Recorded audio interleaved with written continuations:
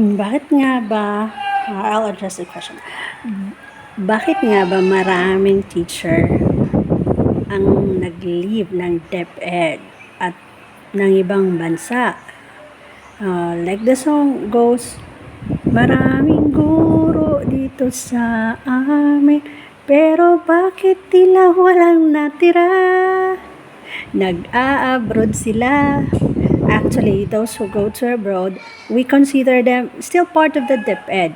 But DepEd assigned to the US, assigned to Canada, assigned to Australia, and many other parts of the world. So they're still part of DepEd Philippines, but extending their services globally.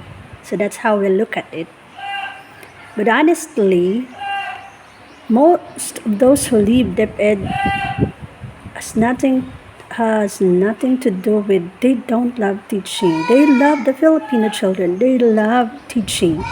Only they seek greener pasture because salary of being a DepEd teacher can no longer sustain the needs and the demands of life in the Philippines and the demands of being a teacher.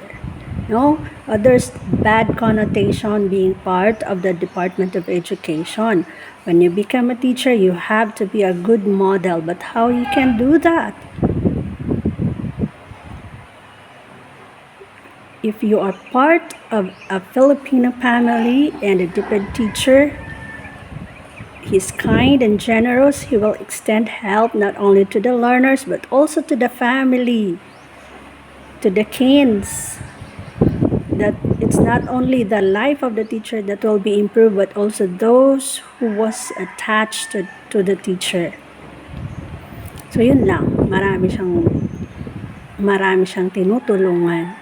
At yung puso ng teacher na tumulong at mag-extend na aangat lahat ng buhay sa paligid niya, hindi sapat ang kanyang kinikita. Di nyo lang alam bakit kailangan. Huwag nyo na rin itanong, unahin ni teacher ang kanyang sarili kasi di nyo alam kung paano humarap sa mga bata. Tinitingnan nyo yung bawat bata, bawat kwento ng bawat bata.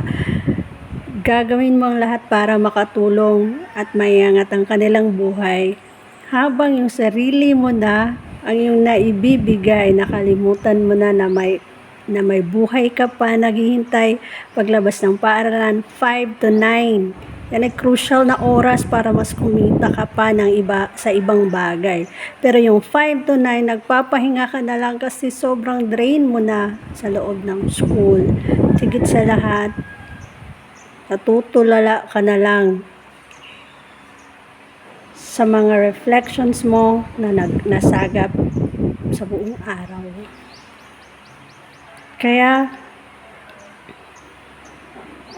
bago pa sana maubos ang lahat ng teacher na magsaserve dito sa Philippines, alam kong hindi kawalan yun dahil ang bawat pag-retire or bawat pag-resign ng isang teacher, may papalit agad dyan dahil napakahaba pa ng listahan ng nasa RQA. Yung iba nga hindi pa nakapag-RQA. Pero sana hindi lang magiging training ground ang DepEd Philippines ng mga guro na nagsipunta sa abroad. Sana mabigyan ng pagkakataon na maiangat din nila ang kanilang mga sarili. Kahit konting aumento sa sahod, okay na yon. Hindi man lahat, pero napaka-negative, no? Naisipin na ang lalaki ng bag ng teacher pero ang laman ay payslip. Teacher 5 daw ang turing. Ibig sabihin, teacher na 5,000 na lang ang natira sa payslip niya. At loan forms. Nakakahiya mga aminin pero ganun talaga. T3 ka. Pero tawag namin sa mga sarili T5. T5 kasi 5,000 na lang natira sa payslip ng net home pay. Empty teacher ka kasi empty pocket ka pa rin. So, I hope hindi naman negative, katuwaan lang po.